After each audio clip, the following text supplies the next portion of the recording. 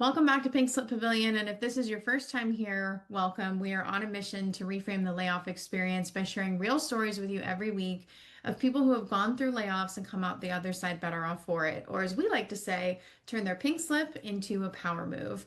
Now, this week is our 20th episode. So in honor of that, I've taken all the advice from the last 8 guests and put them into one episode just for you. So this is the perfect one to binge if you're looking for advice going through a layoff. I hope that you enjoy. So without further ado, let's dive in. This pink slips the start, not the end. If there's someone listening to this who is currently going through a layoff, who is maybe fearful when it's coming, or has gone through one in the past and maybe harboring some of that emotion that comes with it, what would you want them to hear? What advice would you give them? The first thing I would do is compare and contrast who you are today versus who you are when you went through this before, if that's the sticking point for you, because you've learned, you've grown, you've built more muscles.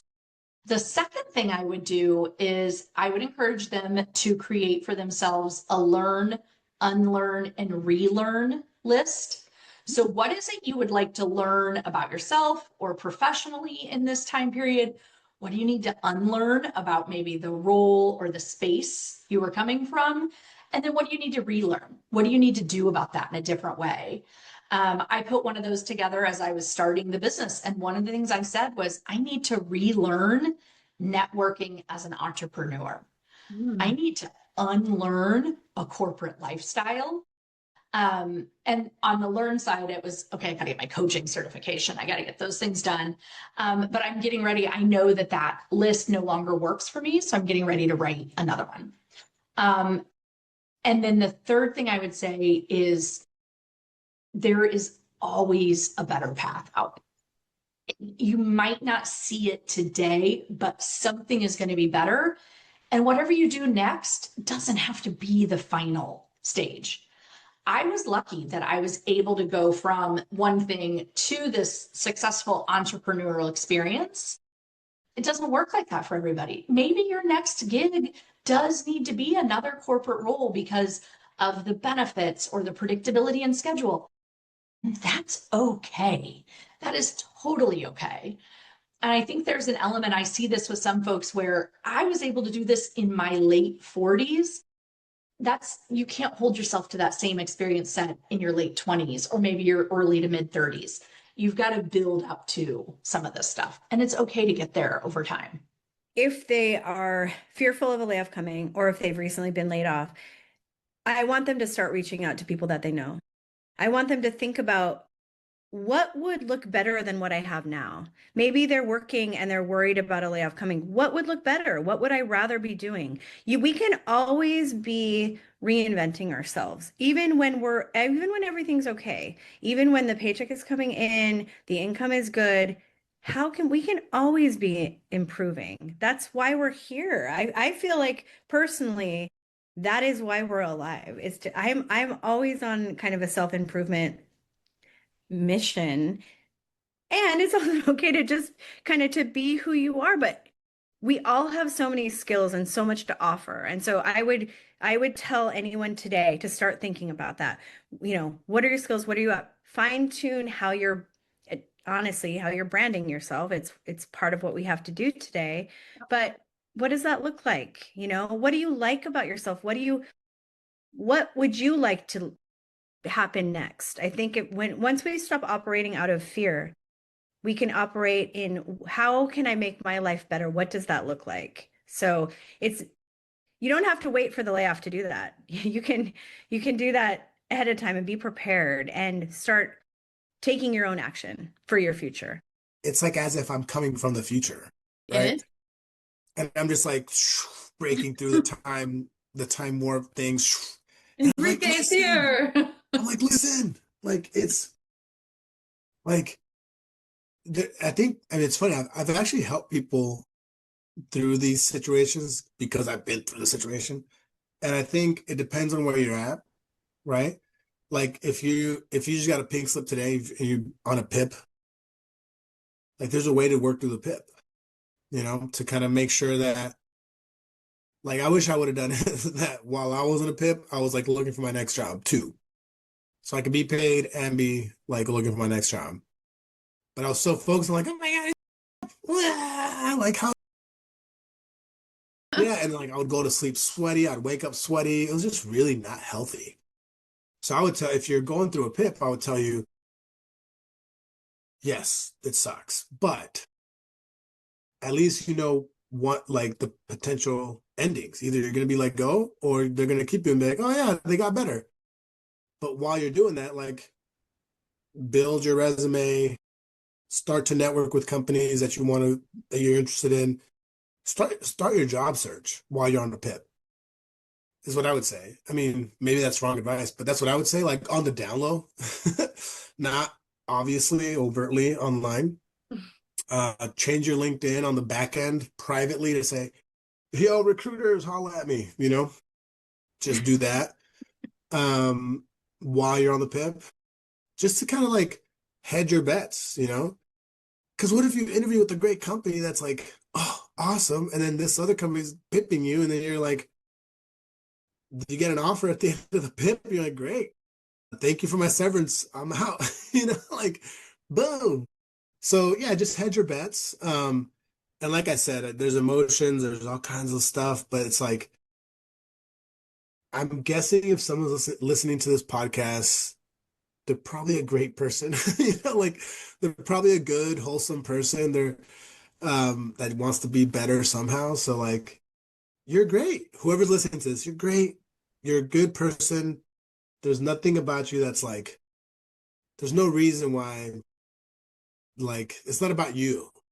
Like whatever you're going through is not you. It's the company. It's like the lack of company leadership and all the things, budgets, who knows? But it's not you. So don't take it. It's easy to say don't take it personal, but like the easiest thing to do is don't take it personal.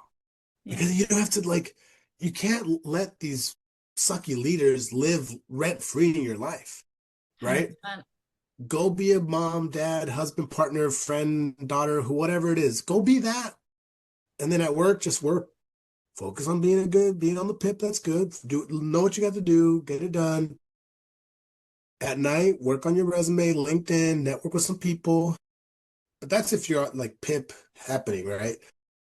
If you've been laid off, similar, I think it's similar. Like you have to feel the thing. You have to like, whatever it is that, however you feel. Some people, it's like going through the stages of grief. Some people compare it to that. I would say try to get through the stages like quick. Just because I'm saying, like if this was like our parents, right? Like if our parents were like laid off or whatever, and it was tough, like it was tougher back then to like go from like this factory to another factory or from this thing to like you had to like it was like a lot more work. You got to like move towns, move cities, like oh, there's a lot. Like I feel like old school, but today, oh my gosh, the world is your oyster. Like you can do so much. Remote jobs, this kind of job, Uber, this, that, the like you could. There's so many things you could do in this world today. So it's like if you've been laid off, yes, feel what you have to feel, but don't feel it forever. And don't be a victim. Don't like feel like you're a victim of like you're not a victim.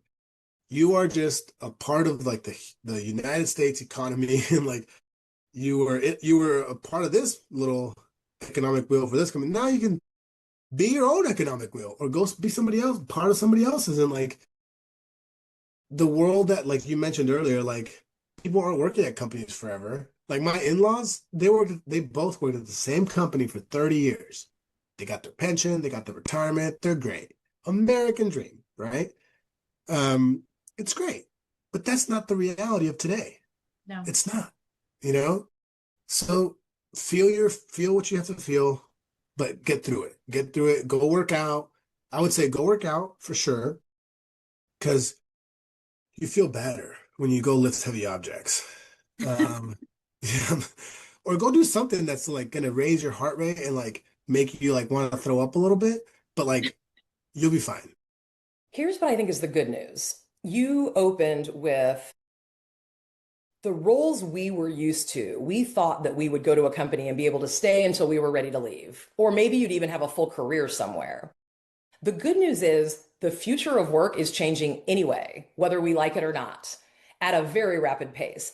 I have kids who are just graduated from college, in college, and graduating from high school, entering college. And when I tell you, trying to guide and mentor kids who are at that stage, trying to pick their majors and what they're going to do 5, 10 years from now, I think the good news for anyone who's struggling right now, who has received a pink slip and doesn't know what the next move is, the entire workforce is likely to be feeling that in the coming years. And so if you stay true to yourself, and your commitment and your loyalty is simply to your own learning, development, networking, growing into the person you're meant to be.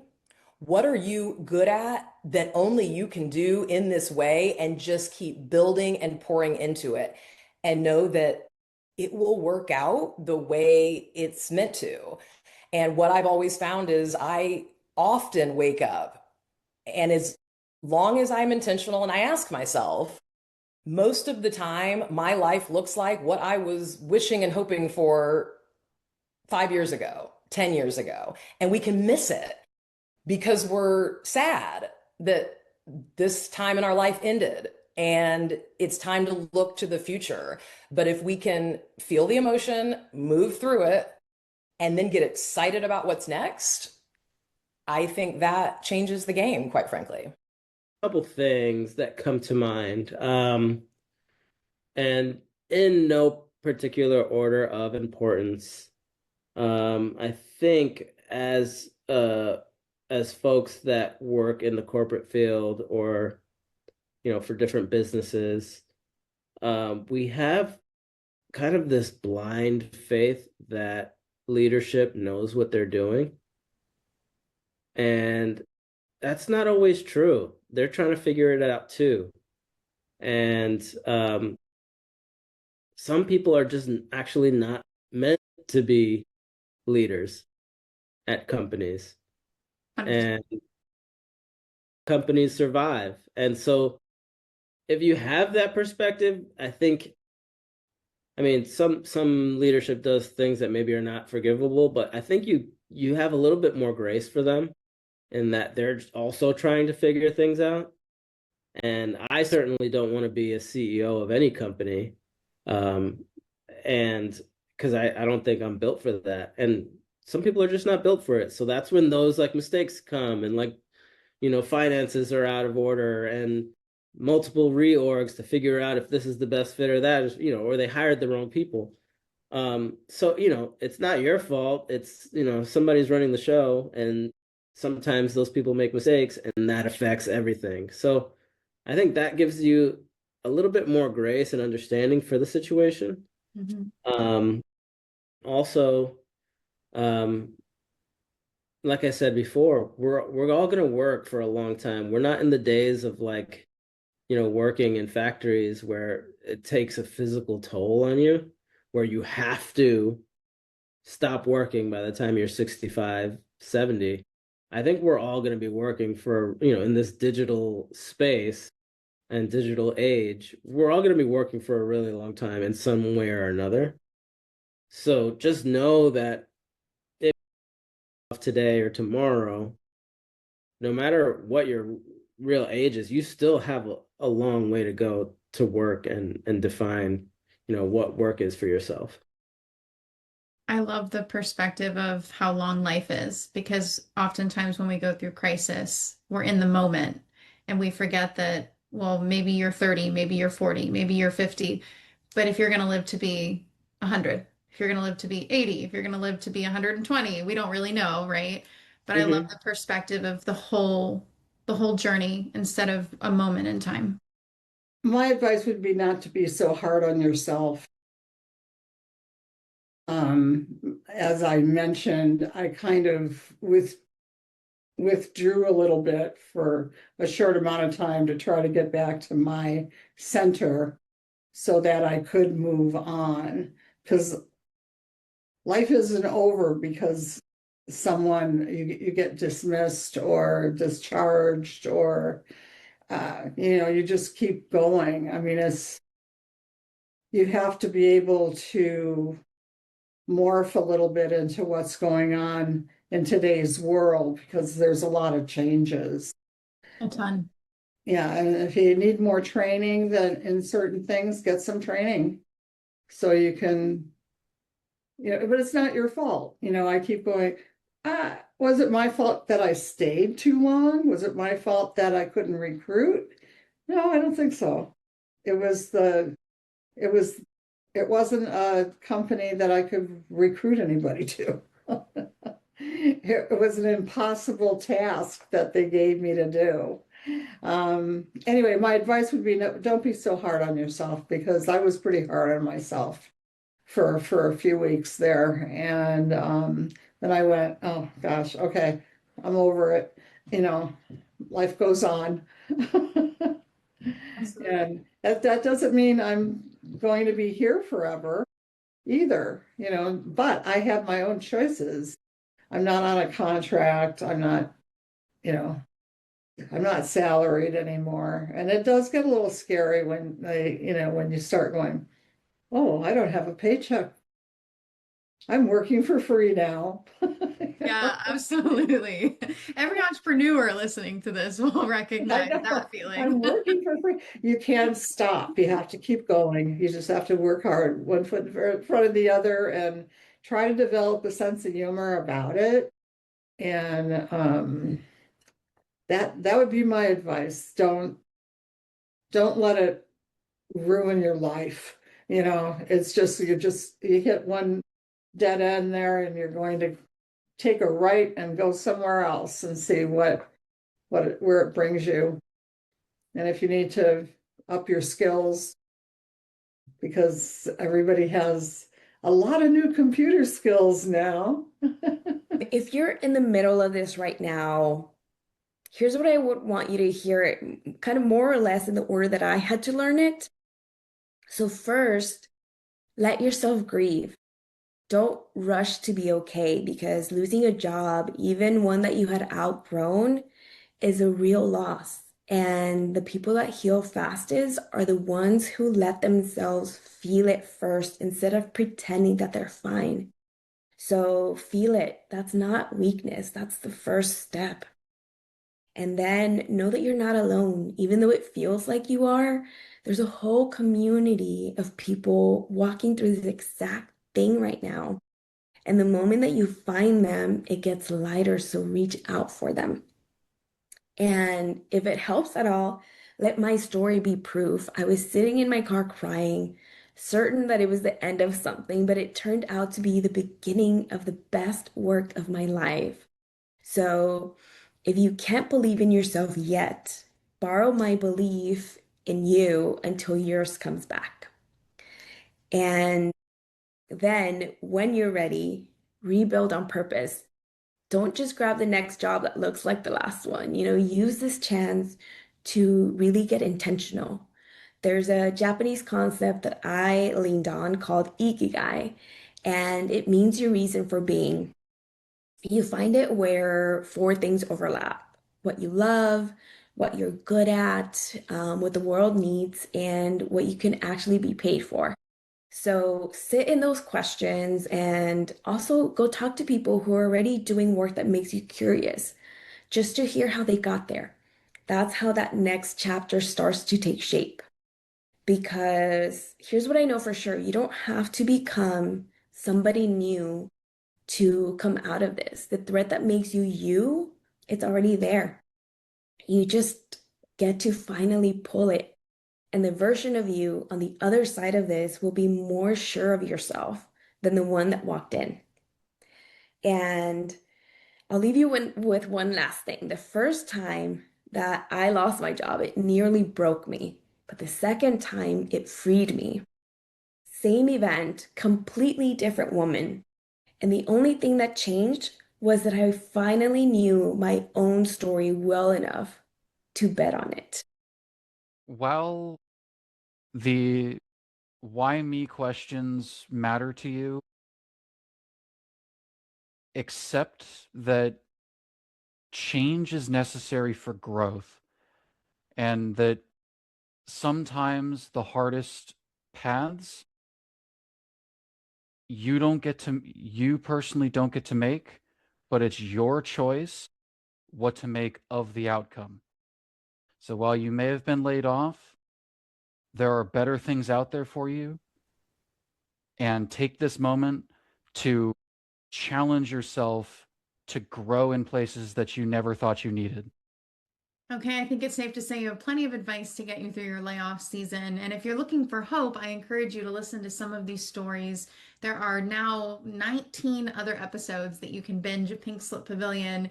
And we're really, truly on a mission to make you believe in yourself. And if you're fearful of a layoff coming down the road, to know that it is not the end, it is simply the beginning of a new chapter. And each and every guest that joins me in the pavilion truly deeply cares about each and every person going through a layoff. So if you know someone with an incredible story that would be a great guest for the show, please have them reach out. I will put the email in our description of the episode. And of course, if you got value out of this episode, hit like, drop a comment, let us know. Make sure you hit subscribe so you never miss a story. And we'll be back next week with more stories for you, because we are on a mission to make you believe that your pink slip is simply a power move waiting to happen. I'll see you next week. This pink slip's the style.